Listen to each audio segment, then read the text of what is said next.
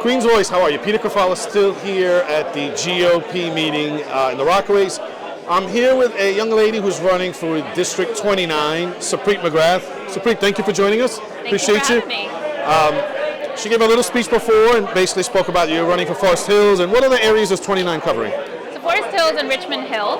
Richmond Hill. So where Forest Park crosses the path. So that's where we can. So diverse area, a lot of different folks. Very diverse, yes.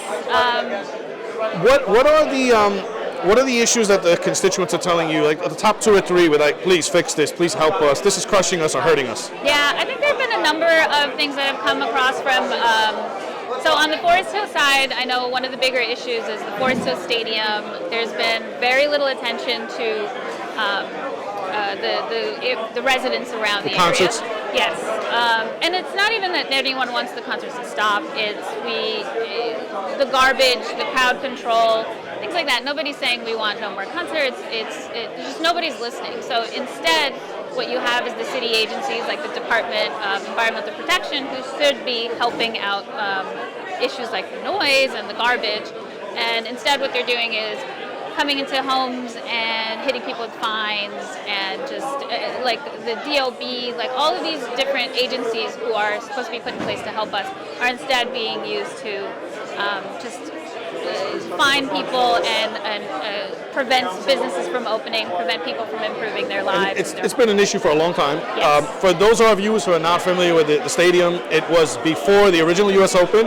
And they have been doing concerts, to be fair. The Beatles have played there, and a lot of bands throughout the years and musical acts. But it is something that myself living in Regal Park, my daughter goes to school right next to there. So you read the stories, you talk to people where one person said their daughter can't even study anymore. Yeah. Their house shakes. You know, it's obviously people urinating in the street, traffic jams, garbage, drinking is. But like you said, you're not saying that they shouldn't have a venue. Right. But it just has to be done a little bit more cautiously and carefully for the for the owners, the residents who live in that area, right? Yes, that's been a bigger issue in the Forest Hills area. On the Richmond Hill side, what I'm hearing a lot from is like home care workers. Yes. Wage theft. They're definitely not being represented well by their own union. So home care workers on that side, they've been trying to just get a voice of pay me for the hours that I've worked.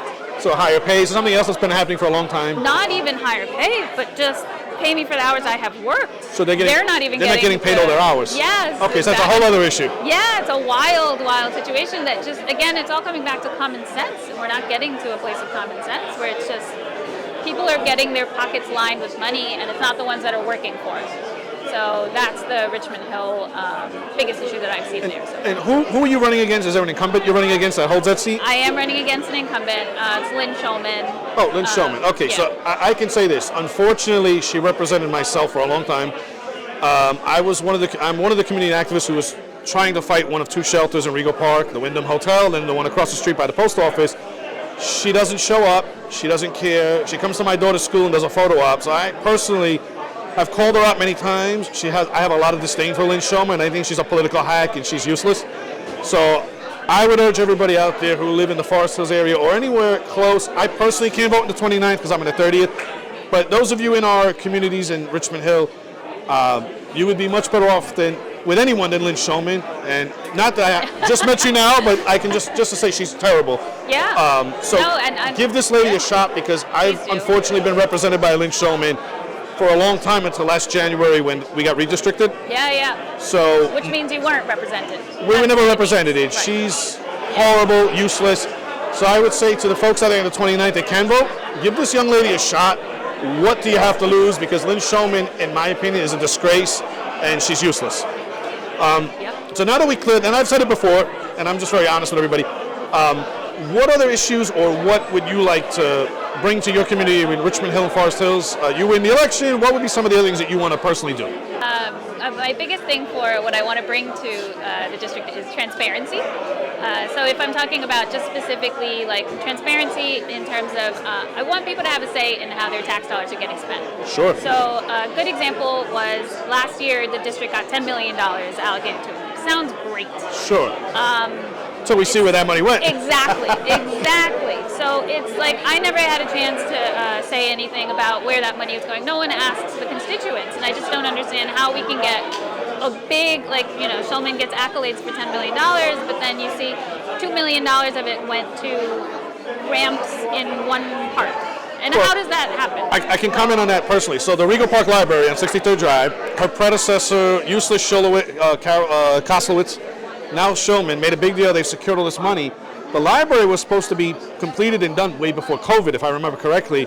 And I think that they still have a date where the renovations are starting. So that's a good point where, yes, it looks like a lot of money. Hey, we have $10 million.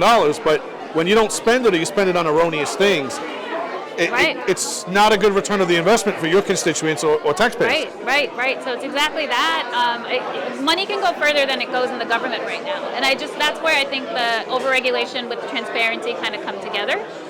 So when you talk about another thing of that $10 million, there was additional money given from even the Queens, from Donovan Richards, and it went to a kitchen in Richmond Hill High School. So $5 million, one kitchen, one high school. Well, to me, that's just... There was a similar situation we had some viewers complain about. I believe it was a Forest Hills Community House.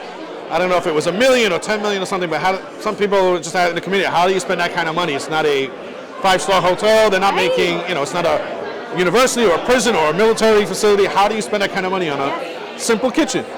So we have to add up where are those dollars, where are those pennies going. Yeah. So fiscal responsibility is obviously important throughout the city. Fiscal responsibility is massive to me. Also, I do want to hear from the people in terms of when I see businesses on Metropolitan Avenue trying to open, and I see that they've finished everything, but then there's just 10,000 permits on their windows. Yes. And months going by, and they're just not opening. That's a problem to me. That means we're not able to improve our community quickly. We're stifling growth. Yes, it's preventive. The small business is the backbone of the country, yeah. Yes, so for me, I think also that's where the overregulation comes in. I want to understand what is holding them down. I can tell you a personal experience that I had. I found out that, so I had my water tested for lead. I have a toddler at home, and they said it was positive for lead. The city sent me a letter saying, hey, can we come check out the lead situation? We want to see if we can help. They came, and what I ended up getting instead was a $650 that has been growing penalty for theft of service, because my water meter was 6 feet from the wall instead of 3 feet from the wall. So a lot of bureaucracy to penalize citizens. Exactly. So I'm a homeowner. There's still lead in my water, and now I owe $1,000 to the city for. Lynn Shulman isn't doing anything about that. I reached out to her multiple times. No, she doesn't. They don't respond. They don't even respond to your emails. Nothing. Did nothing. Did absolutely nothing. I went in person, and they said we'll come back to you, and they. She doesn't care about anybody but herself. I've never been there. I've never been able to get a hold of her. And honestly, I speak to my family, my friends, neighbors. How the hell this woman stays in power doing nothing? Yeah. Honestly, it's baffling. Yeah. But listen, you're fighting a good fight, and you're up against, unfortunately, an entrenched incumbent who has a lot of money and a lot of favors to return and whatnot. So we hope to have you again on Queen's Voice. We wish you the best in your fight. I'm personally rooting for you because I personally have a lot of disdain for Ms. Shulman. So I hope you'll come back. Thank you so much. And we wish you the very best with the 29th District. God knows it needs change. And we'll follow up in the future. And thanks for coming by to Queen's Voice today. Thank you so much. Thanks for having us. I really appreciate it. Likewise, anytime. Yeah,